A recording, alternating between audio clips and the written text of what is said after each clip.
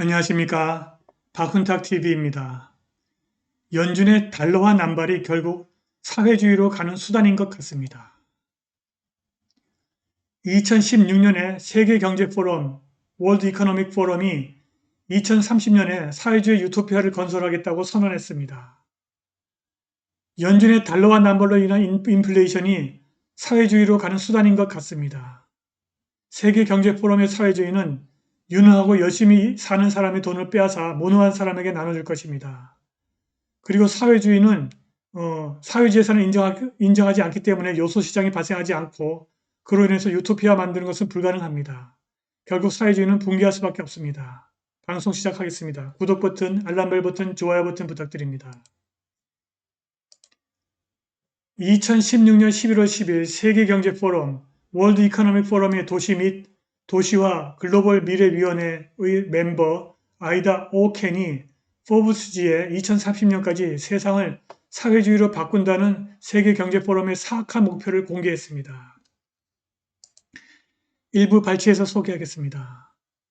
2030년에 오신 것을 환영합니다. 제 도시에 오신 것을 환영합니다. 아니면 우리 도시라고 해야 할까요? 나는 아무것도 소유하지 않습니다. 나는 차를 소유하지 않는다. 집이 없어요. 나는 어떠한 가전제품도 어떠한 옷도 소유하고 있지 않습니다.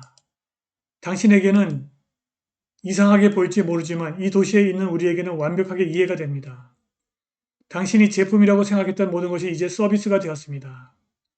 우리는 교통, 숙박, 음식 및 일상생활에 필요한 모든 것을 이용할 수 있습니다. 이 모든 것이 하나둘 공짜가 되어 우리가 많이 소유하는 것이 말이 되지 않게 되었습니다. 우리 도시에서는 우리가 필요하지 않을 때마다 다른 사람이 우리의 여유 공간을 사용하기 때문에 임대료를 지불하지 않습니다. 내 거실은 내가 없을 때 비즈니스 회의에 사용됩니다. 쇼핑이요? 그게 뭔지 잘 기억이 안 나네요. 우리 대부분에게 그것은 사용할 물건을 선택하는 것으로 바뀌었습니다. 때로는 이것이 재미있고 때로는 알고리즘이 나를 위해 해주기를 바랄 때도 있습니다. 지금보다 내 취향을 더 잘 안다. 때때로 나는 진정한 사생활이 없다는 사실에 짜증이 난다. 등록하지 않고 갈 수 있는 곳이 없습니다.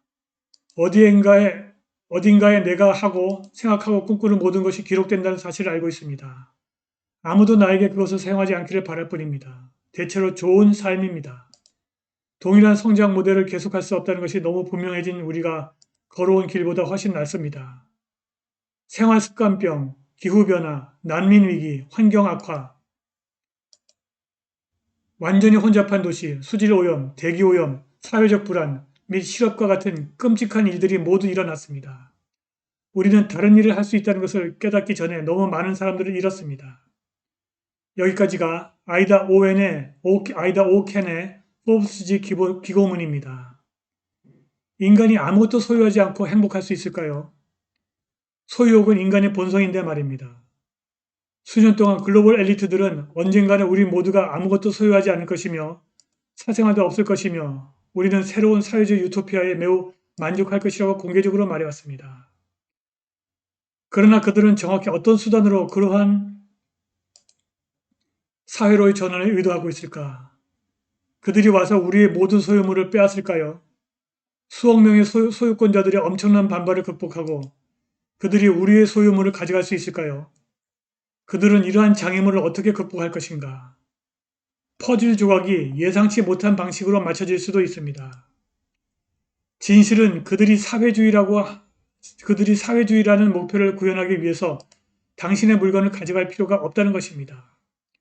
그들이 사회주의 구현을 위해서 해야 할 일은 단지 돈 가치를 파괴하는 것입니다. 돈의 가치가 사라지면 사람들이 빈곤에 빠지고 얼마 지나지 않아 결국 정부에 완전히 의존하게 됩니다. 그리고 당신이 지금 가지고 있는 것이 다 없어지면 당신이 지금 가지고 있는 무가치한 돈으로 그것을 마련할 수 없을 것입니다. 결국 당신은 거의 아무것도 소유하지 않을 것이지만 아마도 그것에 대해 별로 행복해하지는 않을 것입니다. 아무튼 높은 인플레이션이 실제로 글로벌 엘리트가 사회주의를 달성하는 데 사용할 수 있는 수단입니다. 그러나 글로벌 엘리트들이 사회주의 유토피아를 달성할 수는 없을 것입니다. 서구 사회가 다가올 시대에 완전히 붕괴할 것이기 때문에 그들이 유토피아를 달성할 수 없다는 것입니다. 유토피아가 아니라면 사람들이 굳이 소유권을 포기해야 할 이유가 전혀 없습니다. 그리고 현재로서는 인플레이션이 2022년으로 접어들면서 가장 뜨거운 정치적 이슈 중 하나가 될 것입니다.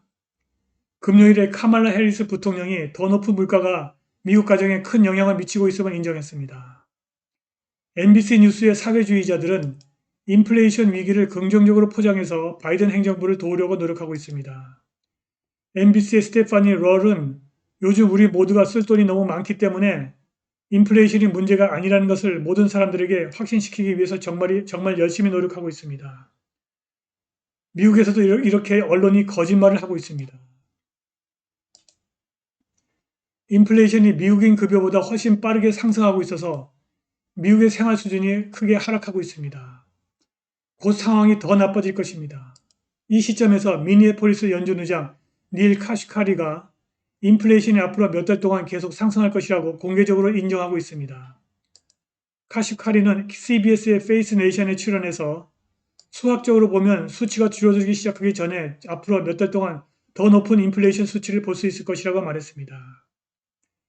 연준은 이제 통제력을 완전히 잃었고 2022년은 경제적 관점에서 매우 흥미로운 한 해가 될 것입니다.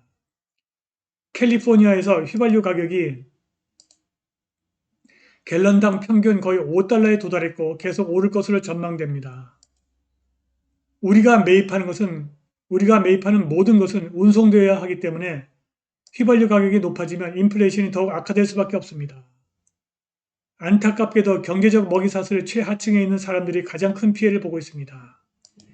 이 시점에서 많은 푸드뱅크들이 가격 인상이 너무 심해서 충분한 식품을 구입하기 위해 정말로 고심하고 있습니다. 최하층의 빈민층들이 지금 굶어 죽게 생겼습니다. 중고농기구는 인플레이션이 심각한 타격을 받는 또 다른 분야입니다. 한 지수에 따르면 중고농기구 가격은 2021년 첫 9개월 동안 무려 22% 상승했습니다. 어떤 사람들은 우리가 직면한 상황을 설명하기 위해서 완벽한 폭풍, 퍼펙트 스톰이라고 하는 용어를 사용했습니다. 우리의 삶이 정상적으로 돌아오려면 아주 오랜 시간을 기다려야 할 것입니다. 2021년 9월 30일까지 24개월 동안 5조 9천억 달러의 적자가 발생했고 같은 기간 동안 연준의 대차 대조표가 거의 5조 달러 증가하면서 금융 시스템과 경제의 전체 가격 구조를 돌이킬 수 없을 정도로 손상시켰습니다. 물가 상승이 빠르게 진행 중입니다. 더 이상 워싱턴의 거짓말로 현실을 가릴 수 없습니다. 우리는 이 인플레이션 에피소드가 역사책에 기록될 것으로 기대합니다. 글로벌 엘리트가 사회주의를 만드는 데 성공한다면 그들은 우리에게 열심히 공부하고 좋은 직장을 구하고 우리가 할 수 있는 한 열심히 일하라고 한 다음에 우리의 돈을 빼앗아 빈둥빈둥 놀거나 무능한 사람들에게 줍니다. 결국 그들은 유능한 사람들의 돈을 다 써버리고 결국 사회에는 아무것도 남는 것이 없을 것입니다. 사유재산권을 인정하지 않는 사회주의는 요소시장이 발생하지 않기 때문에 생산재와 소비재의 효율적 가격을 확보할 수 없어 결국 붕괴합니다. 사유재산권을 부정하는 사회주의는 효율의 부재 때문에 유토피아가 아니라 디스토피아로 가고 결국 소련처럼 붕괴할 수밖에 없습니다.